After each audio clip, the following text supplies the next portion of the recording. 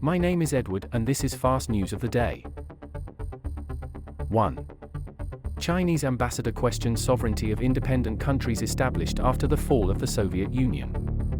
The Chinese ambassador to France, Liu She, has stirred up controversy by questioning the sovereignty of former Soviet Union countries. In an interview with French TV station LCI, he stated that these countries, including Lithuania, Latvia, and Estonia, do not have active status in international law because there is no agreement confirming their sovereignty.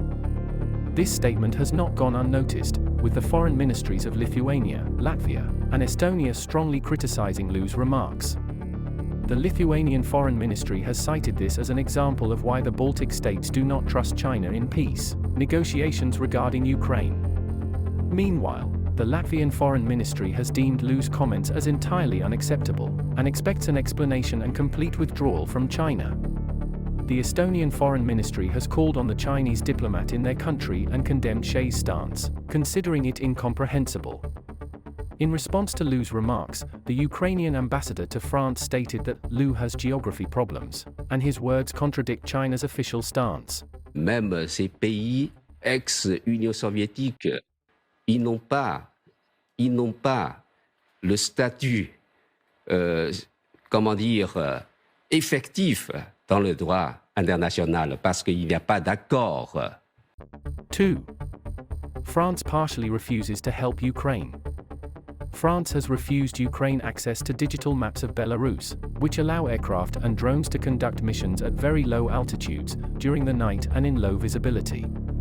According to Le Monde, France will support Ukraine's territorial defense, but it will not enable its operations on foreign soil. The so-called DTED map provides a detailed description of the terrain and a list of obstacles, such as high-voltage power lines, wind turbines, and military equipment that pose a threat to aircraft. Sources close to the newspaper have revealed that Ukraine intends to strike Belarusian military targets, from which Ukrainian territory is being attacked. This move by France has raised questions about its commitment to Ukraine's defense against aggression from its eastern neighbor, Russia. 3. Drag mom Kelsey Meta Boren sentenced to prison. Kelsey Meta Boren from Oregon, USA, a former elementary school teacher's assistant and drag queen who named herself as drag mom and trained children to become drag queens, has been sentenced to nearly a year in prison for 11 counts of creating and distributing child pornography online. Boren's actions are deeply concerning, especially given her role as an educator and mentor to children. 4. U.S. Special Forces evacuate embassy staff from Sudan.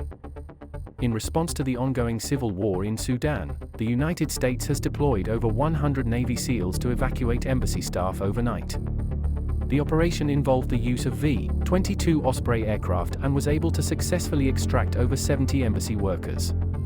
President Biden has pledged to assist other Americans in leaving the country as well. The conflict in Sudan has already claimed the lives of over 300 people, with over 3,000 injured.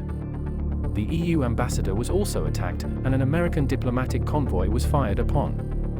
The capital city is facing a critical shortage of water and electricity supplies. The situation remains tense and unpredictable, with many hoping for a peaceful resolution to the conflict. 5. Record high public debt in Spain. Spain's public debt reached a record high of €1.52 trillion in February, with an increase of about €80 billion, 5.4%, over the year. The country's public debt now stands at 113% of its GDP at the end of 2022, according to reports. 6. Russia announces mass expulsion of German diplomats in tit-for-tat move. In response to what it calls the mass expulsion of Russian diplomats from Germany, Russia has expelled 34 of the 90 German diplomats.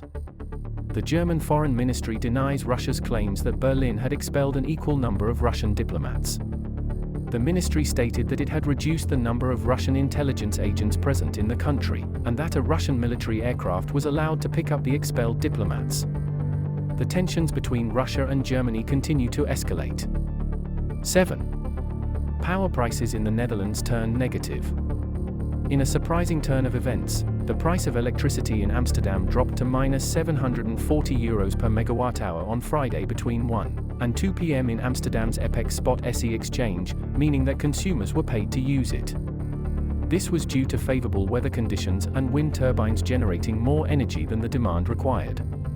The negative pricing phenomenon can become more common in Europe as renewable energy sources become increasingly prevalent. 8. Biden faces new challenges in 2024 re-election campaign. President Joe Biden, a Democrat, is preparing to run for re-election in 2024. In 2020, during his election campaign against then-President Donald Trump, a Republican, Biden stayed mostly at home in Wilmington, Delaware, campaigning virtually to prevent the spread of COVID-19.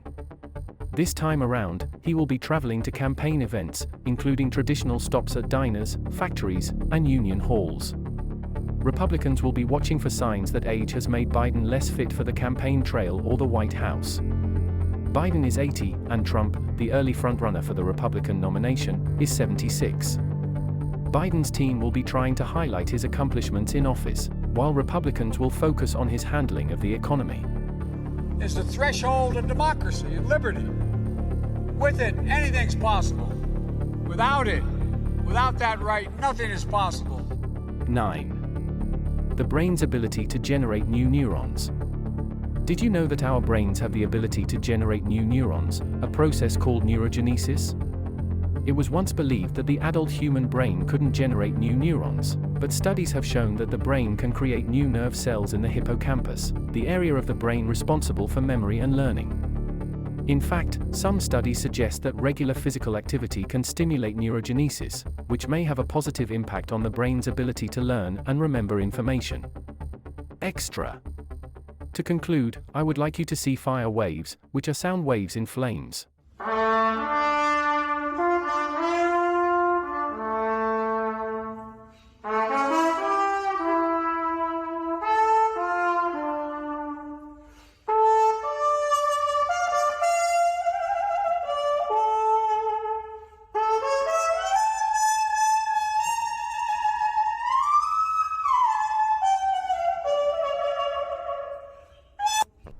Thank you for your attention. See you tomorrow. Bye.